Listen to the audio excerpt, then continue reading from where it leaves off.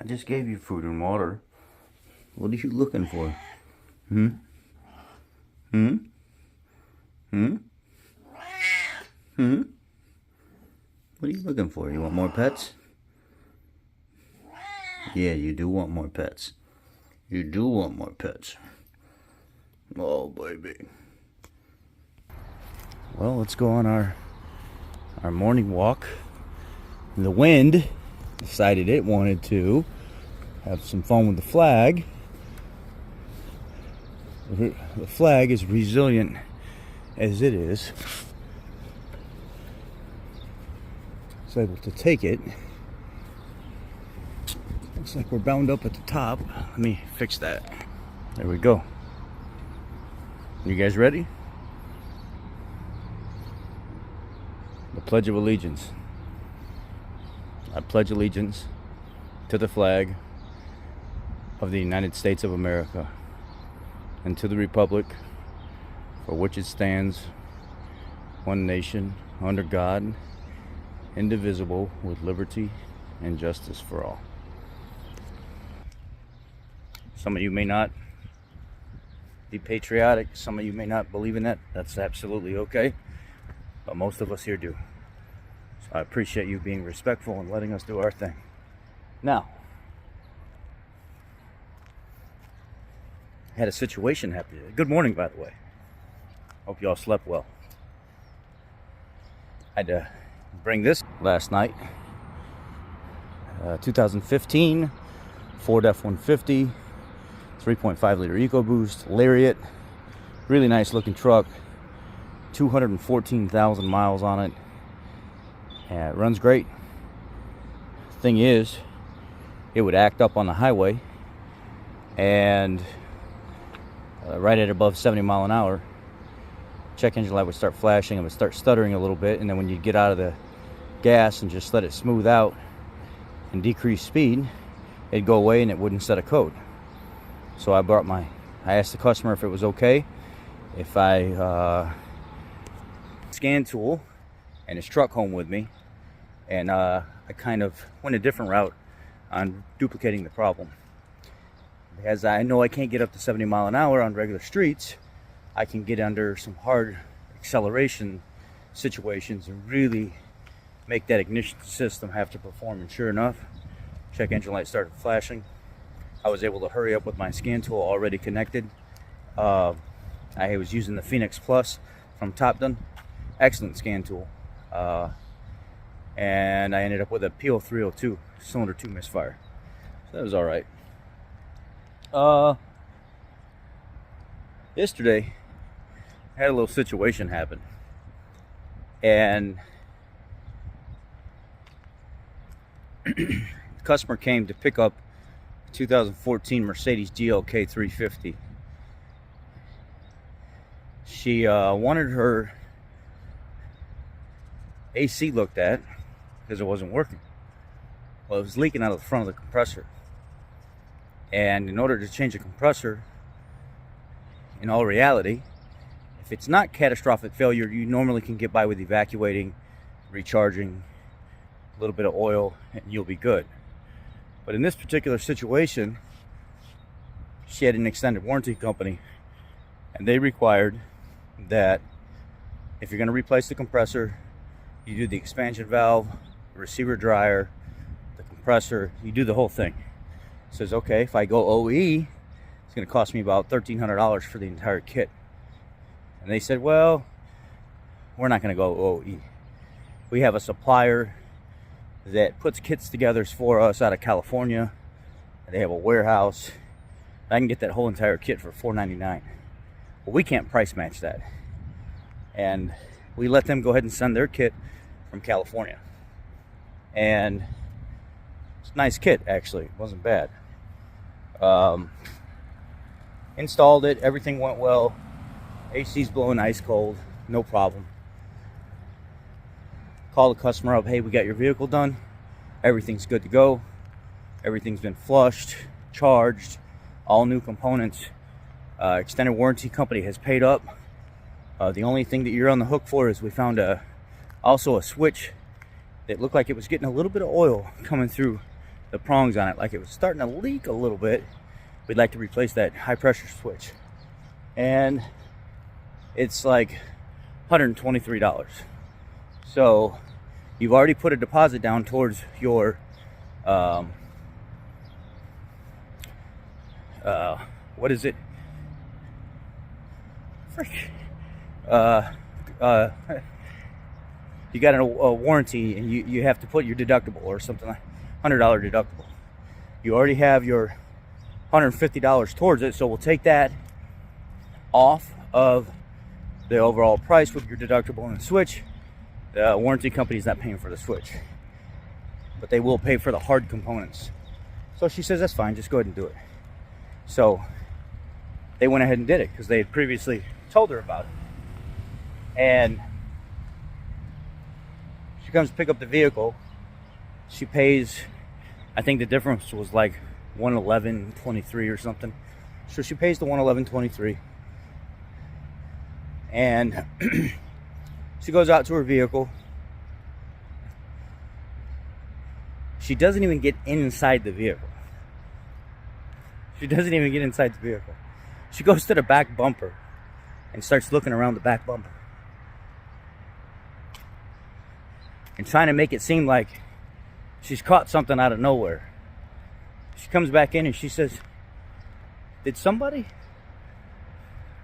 damage my vehicle while it was here? I said, no, what do you mean, ma'am? She says, well, the bumper's got these little tiny, like 1 millimeter, 2 millimeter creases in it. And there's like half a dozen of them. That wouldn't, how would that have been us? I don't know, it just looks weird. And then there's like a big chip in the paint. And I went out to look at the bumper and I said, well, you've got this bumper all banged up. You've got cracks in both sides that are big as tennis balls. There's holes in both sides of it. You've not been very careful with this car. How do we know that this is us? And she said, oh, it was not like that when I dropped it off. And I said, really?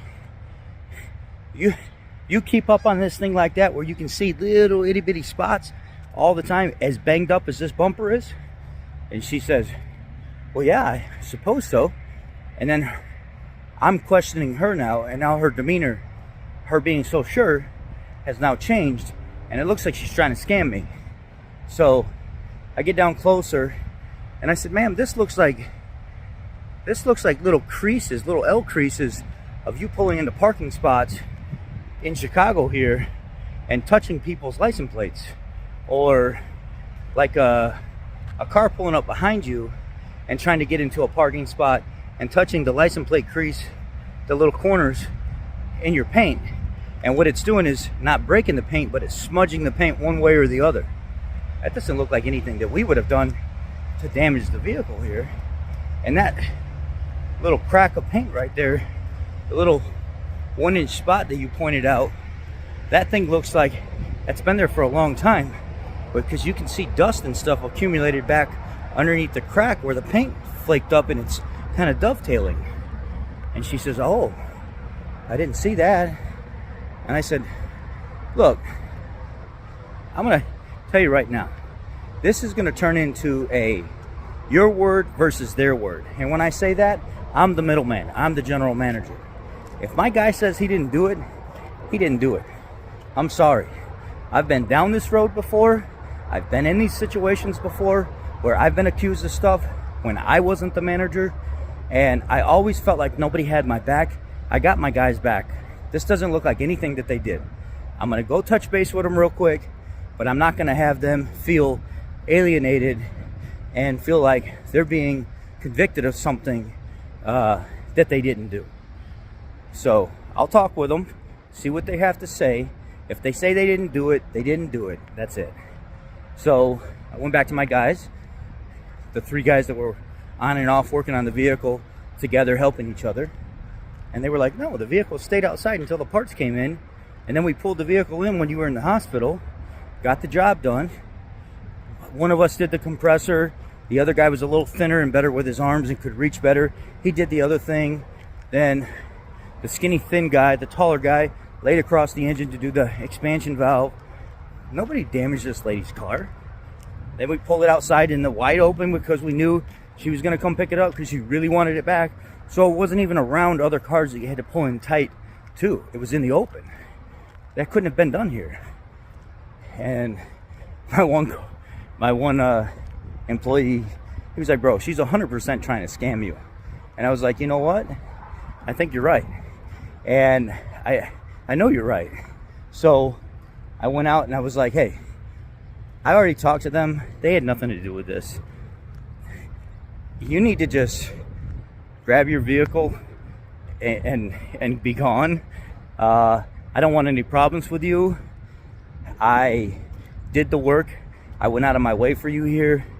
I rushed you in. I got your parts ordered right away. I had other people that were ahead of you, and you really needed this back because you're moving. So I really did you a favor here, and now you're putting me in a bad spot. She was like, oh, well, anyway, I'm sorry. Have a nice day. Great job, guys. Thanks. AC's cold. And then she takes off. Like, what the hell, man? What is wrong with people? Why even go to the extent to try to get something out of somebody like that, knowing that you're gonna get caught?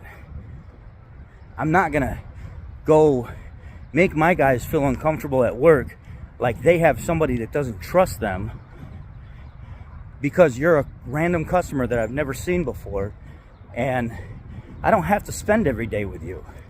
If I build that relationship with my employees to know that they're going to tell me the truth when they do something and not judge them and listen to somebody else over them, I'm going to get better results with them being honest with me when they do screw up. And I'm definitely not going to go just take some random customer's word when it looks clear as day they had nothing to do with this. Anyhow, I feel better today than yesterday.